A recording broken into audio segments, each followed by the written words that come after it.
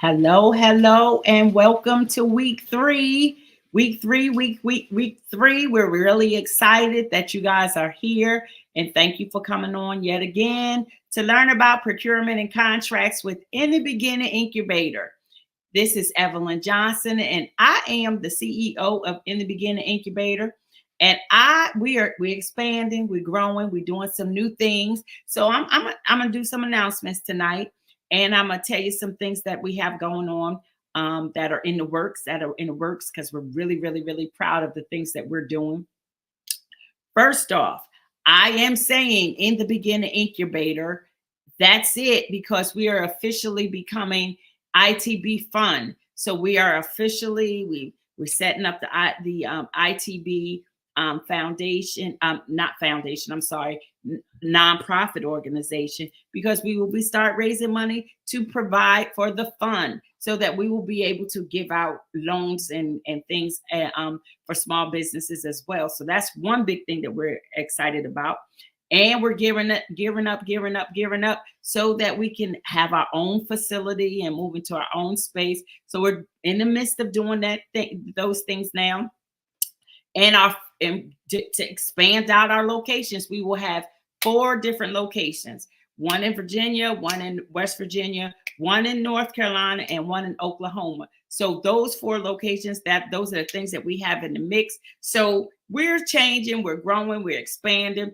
And so look for the new In the Beginning, because we're getting ready to be something new. We're getting ready to grow. We're getting ready to expand. We're getting ready to do our thing. And we want you to do it with us, and we want you to grow with us. So we head, as we prepare to West Virginia tomorrow. My sidekick tomorrow will be Christian, who has been on a few things, and Charnay has been on a few things.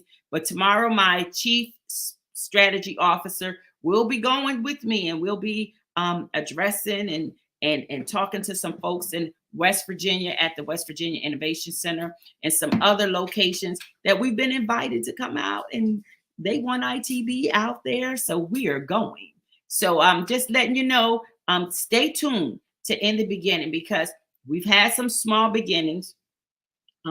We haven't marketed the way we could have marketed, and we're learning and we're growing. So this next push is getting ready to be a big marketing push. We're doing some minor rebranding things and some new things. So if you've checked out our website at this point, you can see our website is very different from when we started, because we're growing, and we're really proud of that. So tonight and for next month, just so you guys know, next month is a different layout for these webinars. We have free webinars going on all next month, but they won't be done by me. They will be co-hosted by me. We'll have finances and financial and credit counseling and things of that nature. And I'm going to turn my phone off. It's over here going off. I had my Christmas things going off. I'm going to turn my phone off. I apologize. But we will have credit counselors on, credit builders, bankers, and different things. So next month will be completely different. So these free webinars that are going on tonight and that have been going on every Tuesday all this month, they won't be the same. We won't get back to these type of webinars until January. So once these finish this month, we're finished with this series and we move to another series. And next month will be finances and banking and things of that nature. And we'll have all type of different people on. So make sure you join us next month. So tonight, I wanted to just finish out and almost finish. We have one more with grant writing and grants next week. And then we're finished with me just talking. Last week we had Charnay on and I loved it. And I wish we had somebody on tonight. So if anybody wants to join in, don't hesitate to ask me to join in. We'll try to get you done in here. So just let Christian know, indicate it, type it in somewhere, and we'll see if we can get you joined in so you can join the conversation and talk, because it's much better for me to actually have a conversation than me to just teach, because I don't know what you need to know, but I try to give you as much information as I can. And again, my name is Evelyn Johnson, and I am the CEO of In the Beginning Incubator, located in Richmond, Virginia. We are really proud to be going through this series with procurement and contracts, because this gives you a lot more specifics of information. And it's so crazy. We got a new contract in from one of our incubators today and board members. And they just send the contracts over. They just email them and Ms. Evelyn, is this something you think I should be going for? And I decide. And if we decide, we go for it. And if we don't, we don't.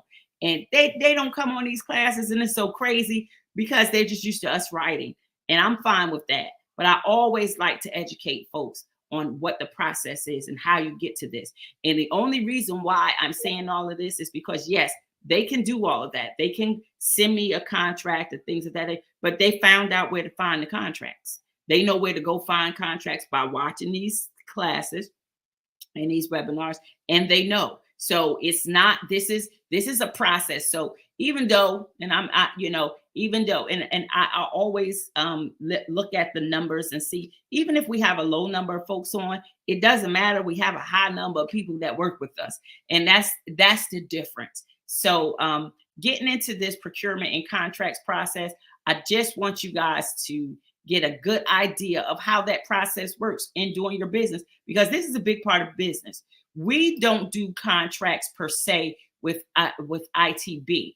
I don't do any, oh no, I actually do. I do contracts. Wasn't sure, but I actually do. We do some kind of contracts with some folks. And tomorrow when we get to West Virginia, we meet with at least 4 agencies. And one of the agencies wants to do a contract with us to specifically provide that we do specifically startup services for the types of businesses that they're sending. Because for a lot of folks, and I know a lot of people think when you start to work with universities and colleges, which we do with Langston University is one of our HBCUs that we work with, and we're really proud of that. But going out to West Virginia University, they are big with helping folks in the space of the tech industries. So they don't have small businesses. They don't do a lot in the space with small businesses. And what I mean about small businesses is little mom and pop businesses. What about a dry cleaners? What about a cleaners? What about an ice cream parlor?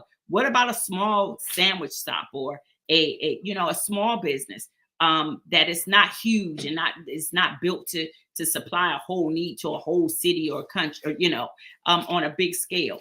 And it changes that dynamic when you start to work with universities. And what they found, and I'm really proud, is that they need people to come in like ITB to help folks in the small business space. And they call the market space business. And those are the spaces that we're doing and that we're working in, the small marketplace businesses. We can support. Now we have an incubator that has been working with us, and they have a big tech business that is growing, and it's really doing well for them, and we can definitely support what they're doing. But that the key to the whole process is making sure that we are here as a supportive mechanism for all types of businesses. And the businesses that we focus on the most are the small mom and pop businesses. Now, we don't do a lot in the space of the startup businesses that come already with a built-in startup mechanism, like maybe Mary Kay or some of those types of businesses, because you really don't need a whole lot from ITB in that space unless you want to expand and get into your own big space. But if you want to start a business from zero and you need everything, that's what ITB does. And we can do that for any type of business. But again, we were asked to come out to help with the mom and pop businesses. And that's the things that we help with Langston as well. The mom and pop, small marketplace businesses that you need to have.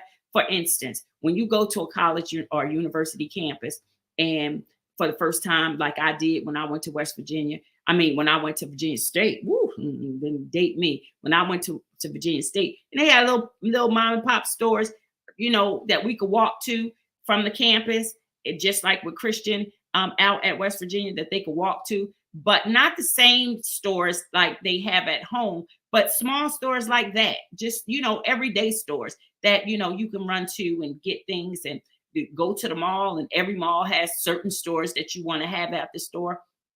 And then you go maybe someplace and you're staying there for a certain amount of time, and they don't have this, and you're like, oh, I want this here. And you decide, okay, well, I'm gonna open this up and bring it out here.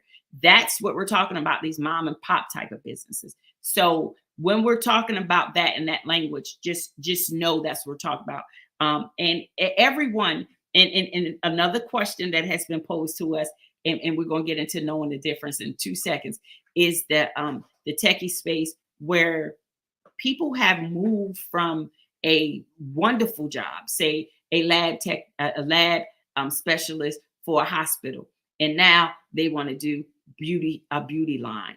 And I don't know how to do anything but test the products, that the information to put on the contents of the product. I don't know how to do anything else. I don't know how to get it started. I don't know how to do anything else except to create my product.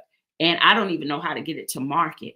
That's another mom and pop type of business. And a lot of people in industries that are in tech industries are now transitioning into these mom and pop spaces type of businesses. So that's what this process does.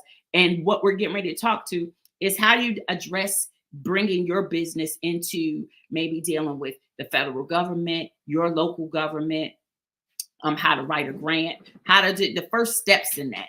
And the first things that you have to know is the difference in the process. What is a bid, what is a tender, and what is a proposal.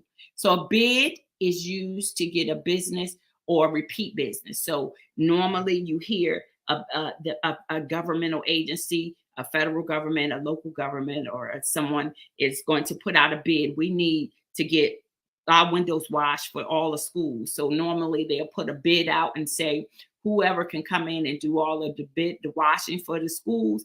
And, we'll put it out so you can bid for it and see who can come in with the lowest price or the best price and things of that nature.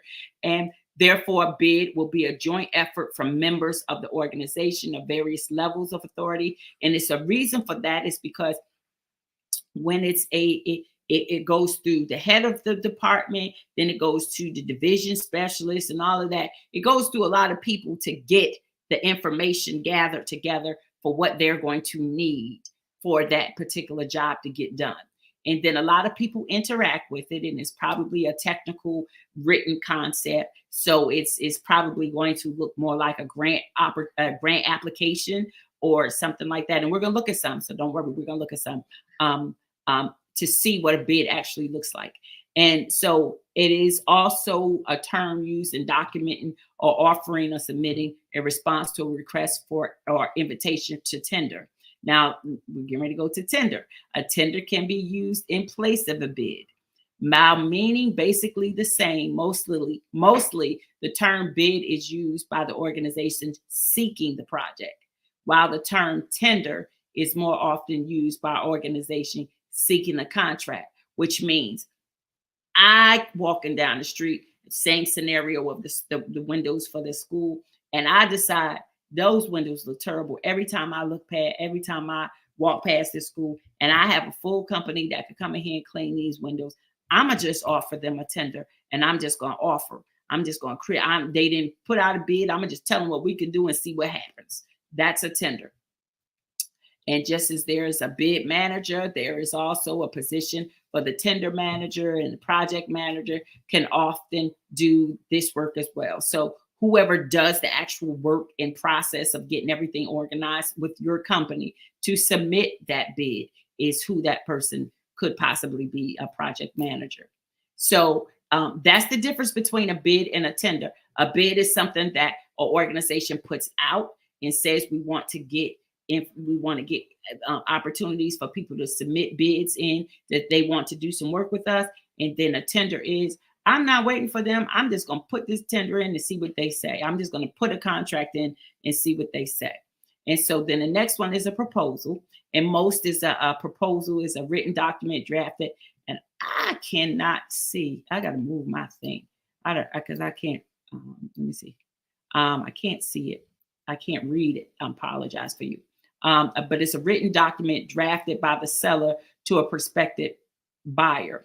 It is also a one-step and more complicated sales process. So proposals are more like grant applications. If you ever seen a grant application, you have to document a lot of that information. You have to document a lot of specifics. They are created by a proposal writer. So a person who actually creates the proposal is actually the person. Oh, okay. So that's gone. The person who actually creates the proposal is an official writer who writes for a client or a company that you're working with. So they will actually prepare a actual proposal for you and write it. And they will work with a bunch of people, technical specialists, legal specialists, focusing on design and functionality. If the work is complex, a technical writer might be employed, or more expertly and clearly address the technical aspects of the proposal. So a proposal is something that is a little bit more complex, and we're gonna look at some. So don't worry about it. We're gonna look at a bid. Hopefully, can get you to a proposal as well. So here's something. So before you start to even get into this space and decide what you're going to do in this space, as far as if I'm going to go for a bid or a contract or even maybe a grant proposal, I need to start doing some research and planning, because the more you plan ahead, the better it is. That's why before you can do a bid, you must do your due diligence. That means finding the project that fits your company's qualifications. The worst thing that you can do, and folks are always constantly asking us, well, why does ITB work with this people and they don't work with these people? Because we only work with people that work and that are in support of and moving in the direction that ITB wants to move. We have 4 or 5 different space areas that we operate in. It is definitely business startup. It is definitely business startup for individuals that are the hardest hit and the hardest hits community individuals within our community. We also have a responsibility to make sure that we equip them for whatever they need after ITB with as much information as necessary, which means that's when we get into our civic engagement components. And then we also align them with a lot of as much space of individuals, the key people that they need to know and talk to, so that if ITB is not here, you've learned how to start your business, you know how to effectively run your business, you know how to connect in your community to different areas to get what you need to be done for your business, and to speak to the people in your community that you need to speak to support your business.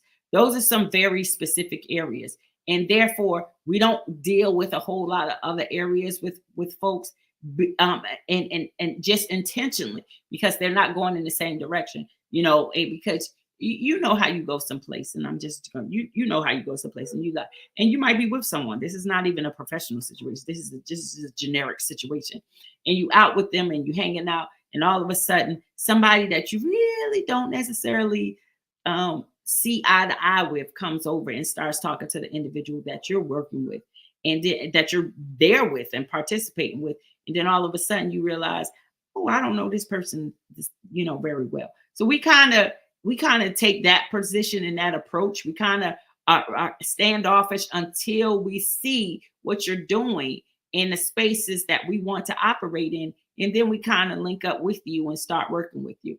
And in that space, that's how you do some of your research. You look at everything, and you look at, and you're honest about what your business does collectively, what you do, and what your qualifications of your business are, and what you can do with your business, and what your business offers to the community, and how that happens.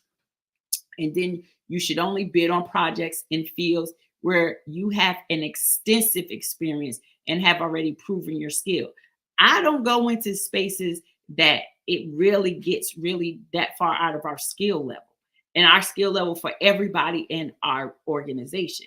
It might not be a skill level that I'm focused on. It might be a skill level that somebody else in our organization possibly could do, or it even could be something that our board of directors, our advisory board could operate in. But I don't step into those spaces until I know and I'm comfortable with what ITB can bring to the table.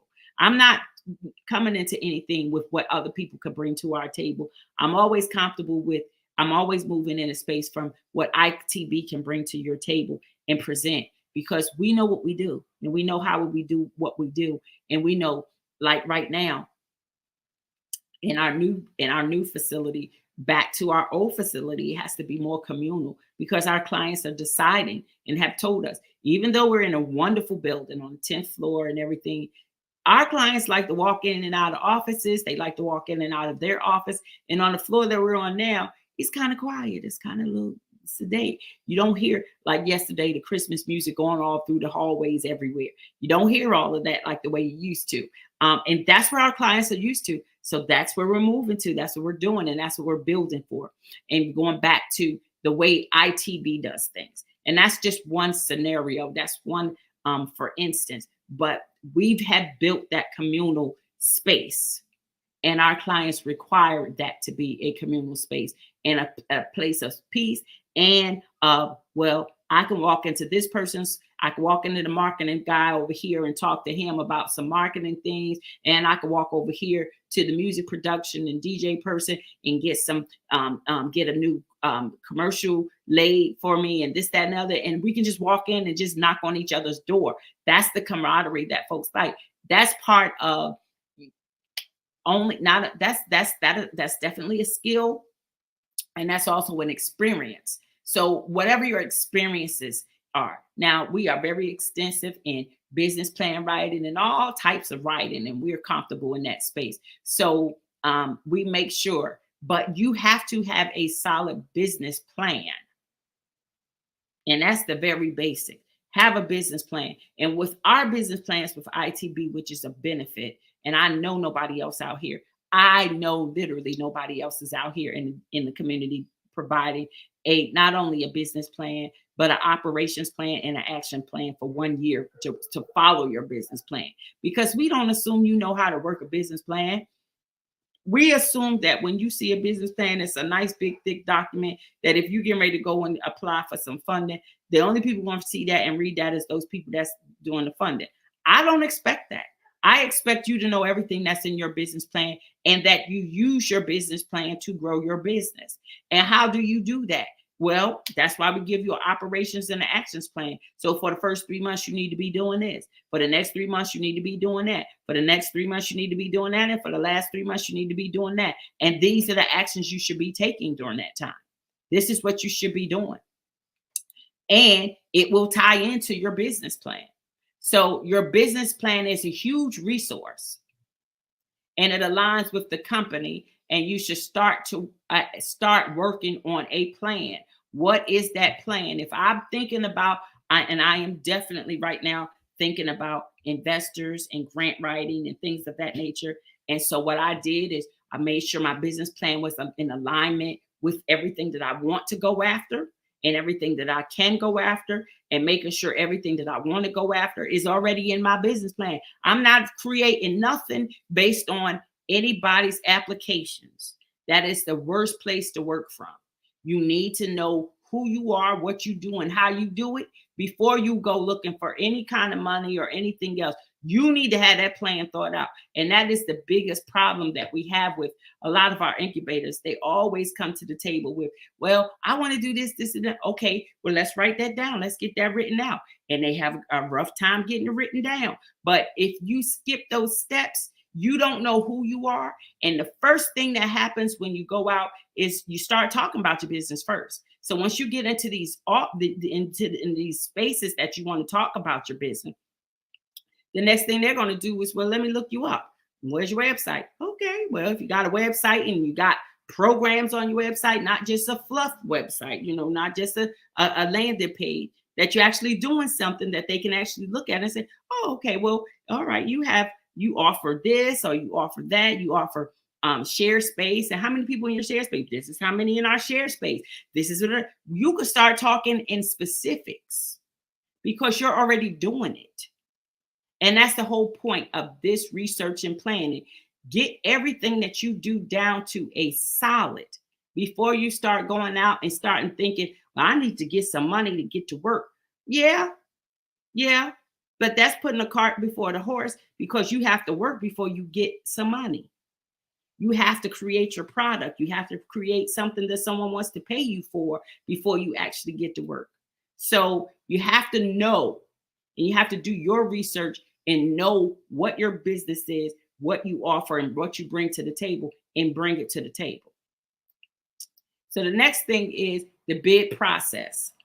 And so once you've done the research and had a tentative plan in place to show how your company is right for the project, you must customize your business plan to show how you can fulfill the bid request. So I'm going to go right now and I'm going to look at I'm going to go on this page, and you should be able to see it. And it's called Eva,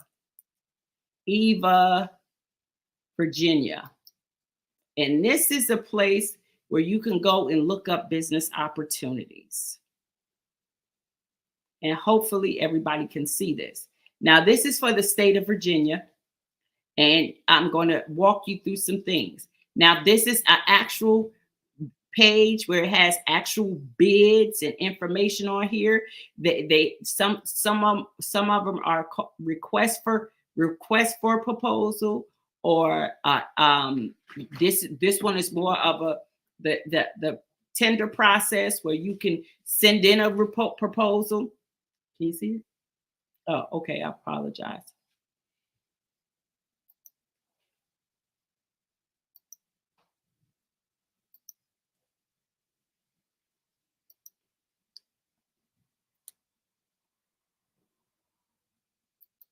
I think now you should be able to see.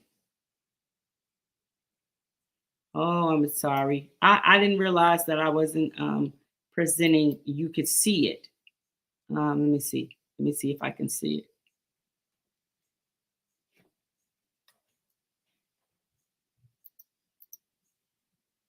Let me see. I apologize for this. If I can't.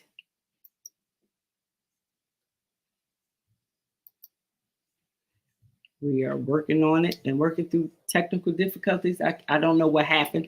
I'm not going to do it. Don't worry about it. I won't worry about it. I will. Let me see.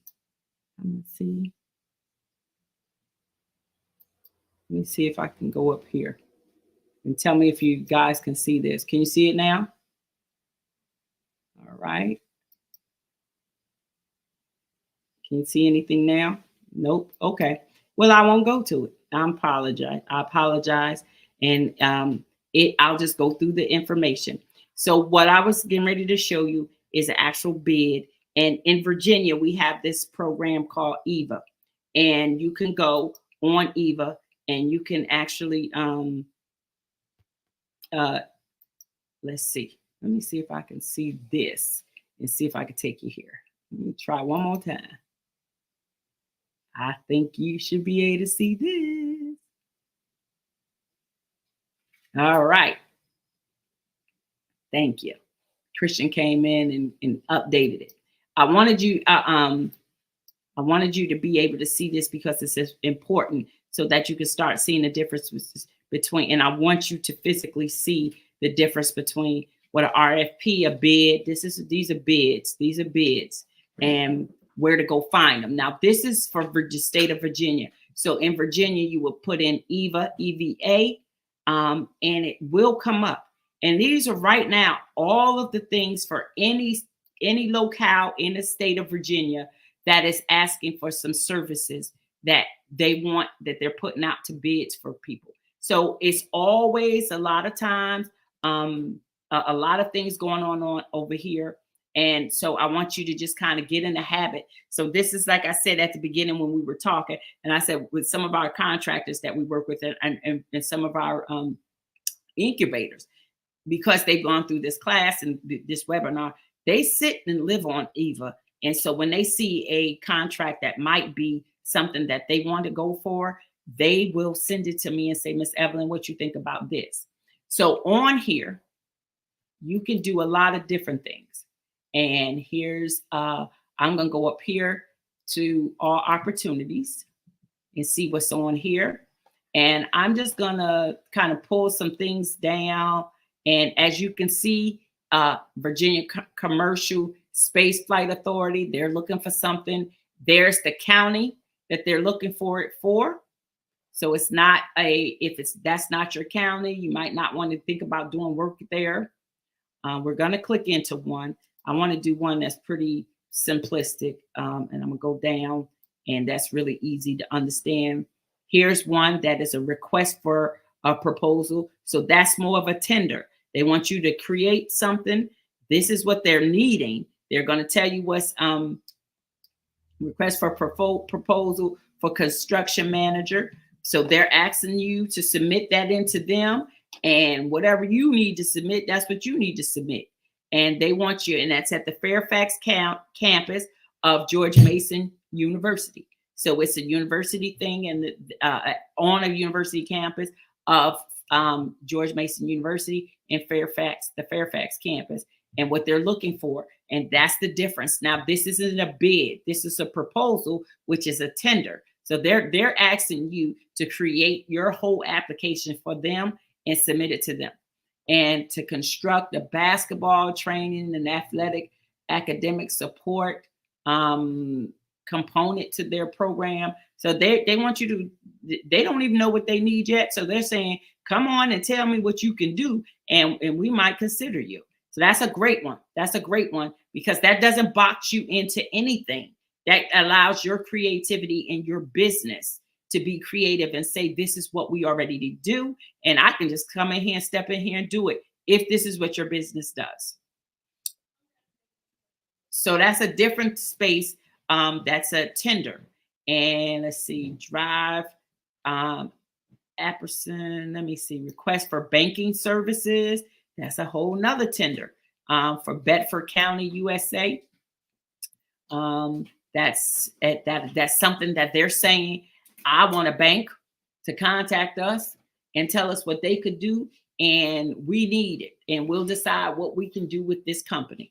And it's probably a banking institution that could come to them and say, this is what we need. And that's in Bedford County. So it's a whole lot of things on here. Here's a polygraph testing services. This is an open opportunity. So if you provide as needed polygraph testing services, you can put in a tender here and put in a proposal and see what happens, because they want you as needed. So it's not something that is going to be your, everyday job, but it could be, maybe 2-3 times a week that you need polygraph testing services. And hey, if your company could do that, you can do that. So I'm going to open up this request for proposal to, and you go on, you open up the opportunity, and I hope everyone is seeing it. Now I want everyone to see everything in here. for every proposal. And even though EVA is for Virginia, and this is for the state of Virginia, every state has this type of apparatus. So all you have to do is maybe Google for your state what that information could be. And 9 times out of 10, the information is going to be pretty much presented the same way. And this is the second round. It tells you this is the second round of this funding. So what they're going to fund this is the second time that they're doing it. It is open, which means it has it's not closed. So you haven't missed a date if you wanted to apply for it. How many days left you have to apply is 14 days. And when is the closing date? 10/2/24 at 4 p.m. This is all important because if you're going to apply, you have to get your application in before 10/2/24, 4 p.m. Remember that time is important because anything 1 minute over, they're not going to accept your application. And 9 times out of 10, you have to figure out, do you have to apply through here, through this website, or do you have to, or can you submit it directly, or what's the instructions? So then the next day this is when it was issued. So this came out August 1st, gave you 2 months to get everything together. And the last update was 9/17/2024, which was, I believe, today. And so if they updated anything, it would be down here in this space down here. And there's no public bid information to display. So they haven't made any updates to anything. And then here's the person's name, Melissa Prell. That is the person who you will contact if you have any questions about this particular bid or any bid. All this information is always there for you, and a direct telephone number and a direct email address. I personally find that individuals that are doing this, they like to get both. They are very comfortable with getting emails and speaking to a person directly because they want to get an idea of who's getting ready to apply, and they want to get an idea of your expectations of them, and if they have enough information out there for you. So this is a great opportunity for you to go over all of that information before you get into that space. And then this is one. Remember, I said I don't know, but now I can see solicitation only accepts paper responses, which means you only can apply through paper. So you have to create a whole packet, and you have to put that packet together, and you have to submit it into them, which is a good thing for you because that means you get to do as much as you usually choose to in that space. So I'm going to see if we can get into this and see if we can see any information. There are no, and I went on here and clicked to see if it's any updates. There's nothing in here for updates or anything. So if we wanted to print this page, we could. Let's see, nothing. Let's close this out. And I'm trying my best for you to get to the actual invitation. And that's what I'm trying to get to right now. And let's see. It does not, I don't see it's giving me any opportunity to click on and get the invitation itself. I don't know why. I do not know why. It's not closed. They may have thought they've sent out as many invitations that they were going to send out. Normally, this doesn't happen. I don't know. So we're not going to waste any more time here. I'll go to another one and we'll just go up. Let's go back to some other opportunities. Let's go to view up. Let's view the opportunity. And this one is a respond online, same information, same due date, but different time. This is for the purpose of intent for a quick quote. So they're looking for a quote here for you all to write a quote to them, to send them something in. And this is why they're not giving too much information. Ed Wainlight, let's see if they give anything here. I'm not a robot. And I'd just like to click in here so that you guys can see the information. And let's see if we can see it and see if it comes up. Here it is. Jamestown Yorktown Foundation is looking. Now, this is an actual request. This is a live request. As you can see, it tells you the purpose, the background. They want renovation. They want, what is it? establishing a contract with one qualified vendor, referred to as the contractor, to provide labor materials to remove and replace obsolete lighting. So this is for lighting at Jamestown York Foundation and for their facilities. And this is what they want. And they want LED lighting and things of that nature and dimmers. So they want a company that could come in and submit a bid, a tender, for them to come in to do this work. And this is the scope of work. It tells you all the time in all your applications what type of work that they're going to need to get done. All this information is included in your application, so you don't have to figure it out. They normally tell you what it is that you can do, unless it's a tender and it's a blind tender, and they just say, you just tell us what you do and we'll see. But then again, this is a scope of work, so you got to be able to do everything that's outlined in here successfully without a lot of problems. So that means you're lining up this with your business plan. If your business plan says we do all this work, then you're perfect. You're the perfect person to apply for this. And this is literally, like I said, a live application. And let's see, it was mandatory. They had a pre-bid meeting. And as I said before, when you're talking with the person's name that was on the list, they like to actually talk to you in person, because the bottom line is nobody's giving money to nobody that they don't know. So they want to know. When you start getting into these spaces, they want to see your face. They want to know who you are before they give you any money. That's no gray areas about it. So they're required a pre-bid meeting before you even put your bid in. They want to know what you're thinking, and they want you to know everything that they're thinking about this process. So that's why they're having that. Then they go through, again, this is an entire live process.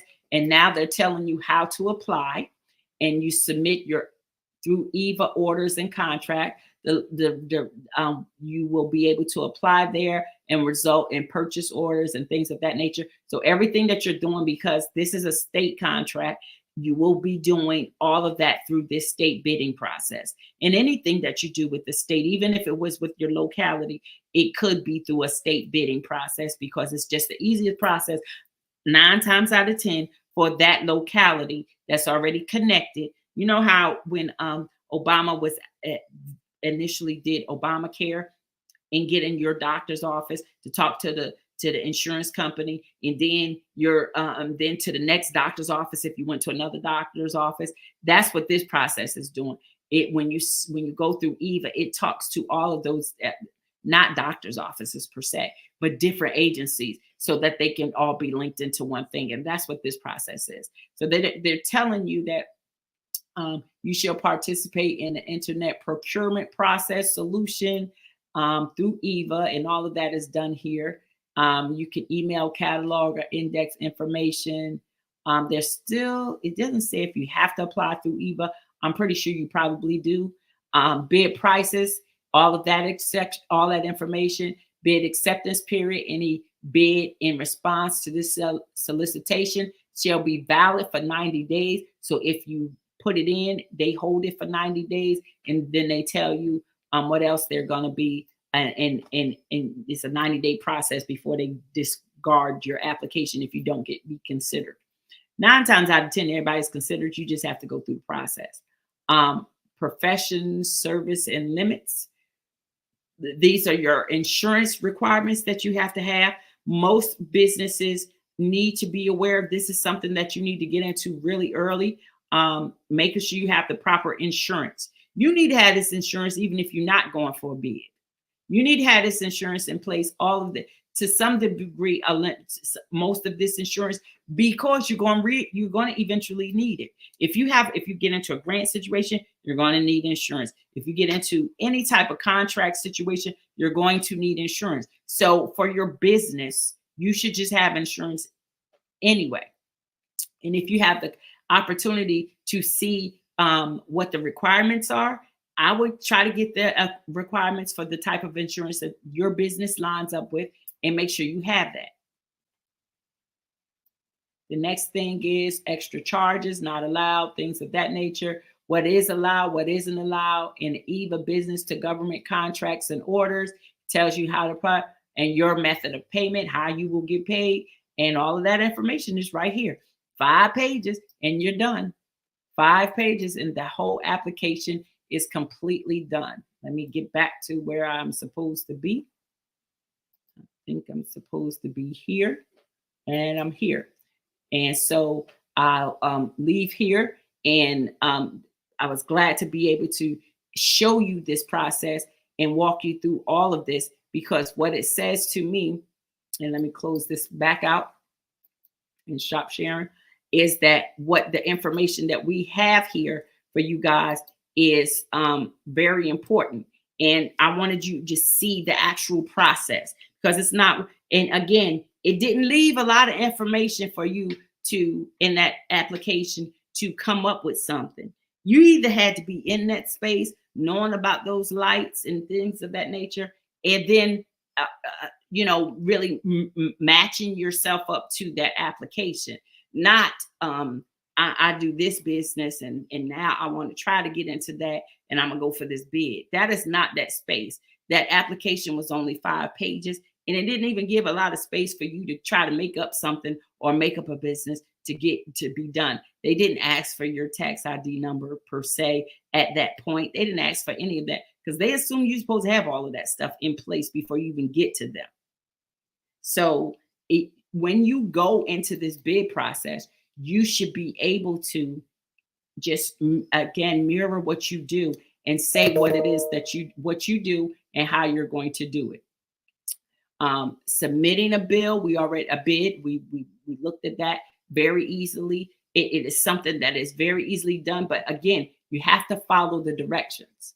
My next space is what I wanted to show you, is one more space, and just take you to grants.gov, because this is a big place where you search for information and get information and how you look for grants. Now, this is grants.gov. This is live. These are live grants that are on here right now. And anything that you want to know about anything that the federal government, and this is all attached to the federal government, anything that the federal government does, you can just simply put in a keyword over here, and I'll put in business and see what comes up and search for it, and then match yourself to the business. Now, here's a lot of different business grants that are due between now and it'll go down. Small business translator, small business innovation, cooperative agreement, early stage technical trials, entrepreneurs, clinical trial required, all of those things. And let's just to for new entrepreneurs, clinical trial, let's just pop into one and see what it actually says. So this particular grant is actually not, it's a discretionary grant, which is pretty good. And what that means is it doesn't have too many limits. That you it's almost like a tender. You submit what you want to submit in, but these are the areas that they wanted you to kind of stay in the space of small business and all of these. And this is looking for more of a medical type of grant to start a small business and research in these areas as an entrepreneur, clinical trial. So this is what that space is. You go down and look who's eligible. Small businesses are eligible. What type of information? Other applicants. No foreign organizations are not eligible. So it tells you who can and who can't. And if you're not a small business, this is not a space that you should be looking at. And what they're looking at is they want to help with, as I said earlier, and I gave the example of maybe a scientist transitioning. Now they're not working for the hospital anymore, and I have the perfect makeup product that I want to create, and I want to start making it for myself. Now I'm transitioning, and so this aims to facilitate a transition of investigators into entrepreneurship with an interest in small business by simultaneously supporting their entrepreneurial development and conduct research and development under their direction. So say that they are a scientist. Now they're trying to start their own business, and maybe they have a product. Okay, I'm a scientist. I work for the hospital, and I work in the sleep apnea section. I'm working with sleep studies and things of that nature.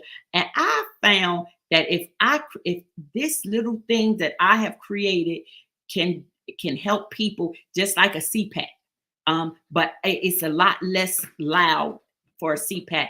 And I've created that product, and I want to make sure that I get that product out now. That's what they're talking about in this particular grant, taking what you're learning on your job and now saying, I got something else that I can add to it and deliver to that. So what that brings to the table is how we can, oh, it wasn't sharing?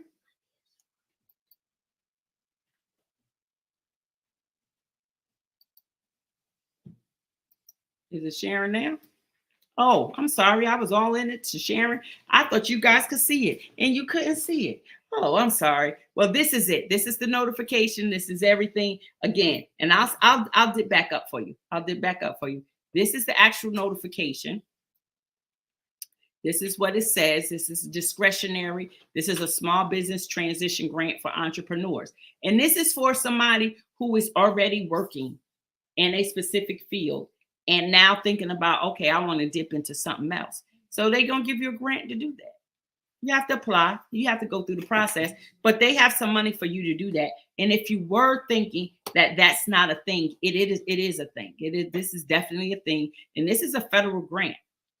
This is a federal grant. So the federal government is definitely helping people that want to get in, especially with professionals with strong research, technology, development, healthcare delivery systems and experiences, but limited entrepreneurial, which means you are in all these spaces and you're sitting here and you can think of how I could do something in this space.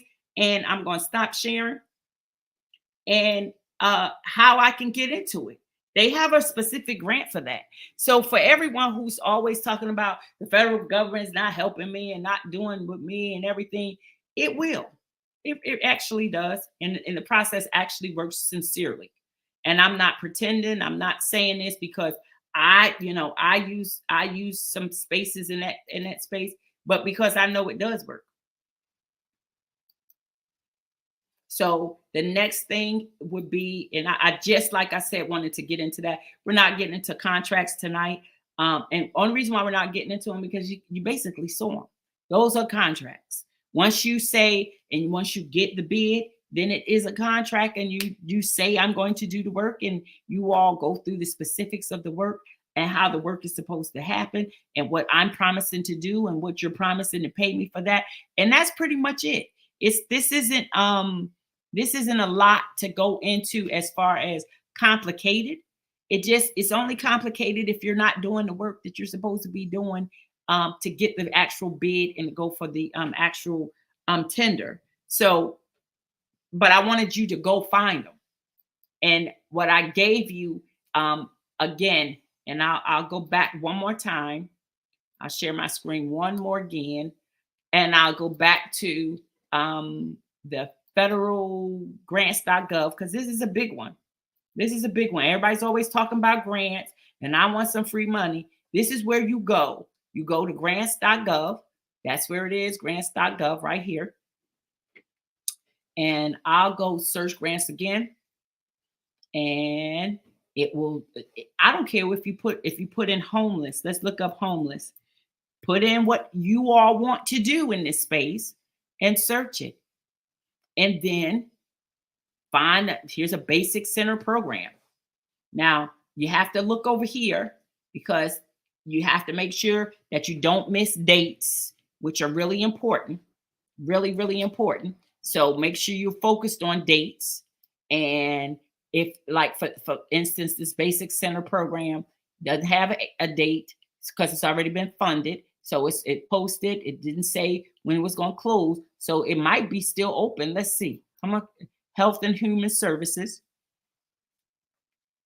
Oh, let's see. It's going to be closed It's for 2025, which means it's waiting for the new president to come in and say if they're going to keep this program in existence or not. The ceiling is for a basic center grant. The award floor is $50,000. The most you can get is $250,000. The least that you can apply for is $50,000, and the most you can apply for is $250,000. The estimated how much this money is going to be disseminated out is about 16 million. So that means 16 million going across the country. Here's all of the eligible applicants that can come in. You can be any of these people, any of these organizations, state, county, nonprofits, special district, others. Only thing it doesn't look like you could be is for profit. Can't be an ITB coming for some money like this. But if you creative like ITB, you can be an ITB and partner with one of these agencies. If you, as a for-profit, do some of this, possibly could do some of this work, and go for some of this money, you definitely can. And let them apply, and you do some of the work, and you get paid out of it. That is how that process works. The next thing is, as I said on the other one with Eva, they give you an email address, they give you a name, they give you a telephone number, because people like, again, I don't care if you want somebody to give you a grant or not. Nobody's giving you any money if they don't talk to you and they don't know who you are.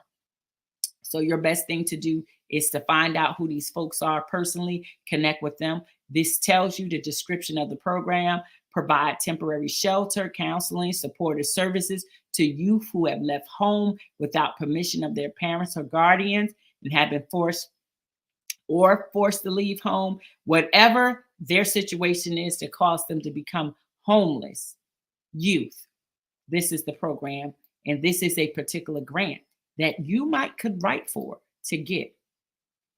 Now, what I am going to say, and I'm going to stop sharing and I'm going to go back.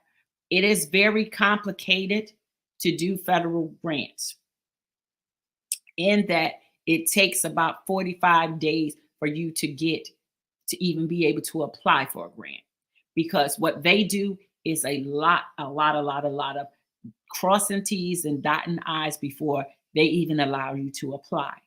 So by the time you're working with grants.gov, you have to go to another area called SAMS.gov, which is where you would load up all your information and apply for a grant through there for the federal government.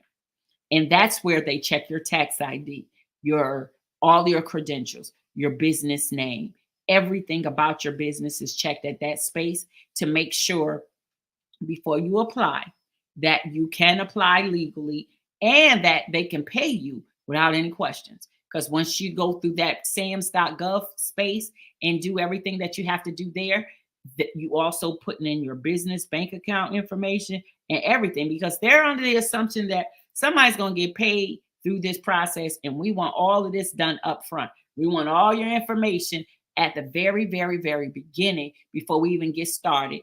And so it takes about 35 to 40 days to actually get that information, because as I said, they check everything. Is somebody fact checking your business tax ID, your business name, everything about your business? They're checking it. They're looking at the web page. They're making sure that your email addresses work and that you are the actual person that can make the decisions for this business. All of that is checked.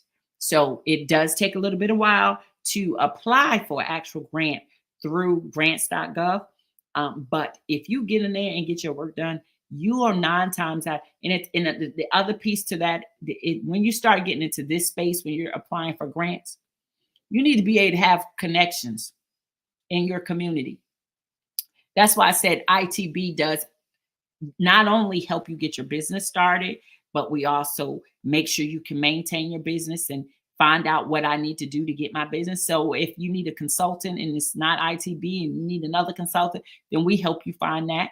But we also make sure that you're civically engaged, so you know who your council people are, or who your assembly people are, and who your state senators are, and who your representatives are. Because 9 times out of 10, if you're doing a grants.gov through the government, you need a letter of support from your politician, somebody in your city to vouch for you. And that means you have to do all of these pieces to run your business. It's not just about, okay, I have a business and I'm an island all by myself and I don't have to deal with anybody else except run my business. That is not how business run. It's definitely about civic engagement and engaging with your whole community. And at times, allowing your community to vouch for you, and you allow your community to vouch for you through those letters of support. So that's just one piece of the puzzle for procurement and contracts. I can't see questions, so I can't even ask if you have any questions. And it is 7:58, and I think I'm almost finished. I think we were at our thank you. Yeah, we were thanking everyone for everything. So again, I'm Evelyn Johnson with In the Beginning Incubator and Fund. Thank you so much for coming on tonight. Thank you for giving me time to explain. Next month, don't forget, next month is finances. So we're going to have people talking about how to start a business bank account. We're going to have people talk about how to get your credit right. We're going to talk about how to get a business banking loan. We're going to be talking about all those aspects of finance for your business. And we're going to get that done and get things done with you next month with your money. As we get ready to move into the holidays, we're going to be really light during Thanksgiving and Christmas. So if you haven't registered for the In the Beginning Incubator Academy, the Entrepreneur Academy, make sure you get registered for that. Our classes will be starting in October. So make sure you get registered and see how to get in school and get some quality of time and get certified in this process. So again, I'm Evelyn Johnson with inthebeginningincubator.com. Here we are, info. You can give me a call. My telephone number is here on the bottom of the screen. And again, as I say, thank you for your time. I hope this has been giving you some good information on procurement and contract. If you need more, don't hesitate to reach out. We can get more explicit and go and get deep into it. And we write them. Yes, we do. We write them for you. So I don't write them until I know what you're supposed to know for me to write them. How about that part? We do write them, but I don't write until I know you know how to pick your right contract for your company. So again, I'm Evelyn Johnson. Talk to you soon and have a great week.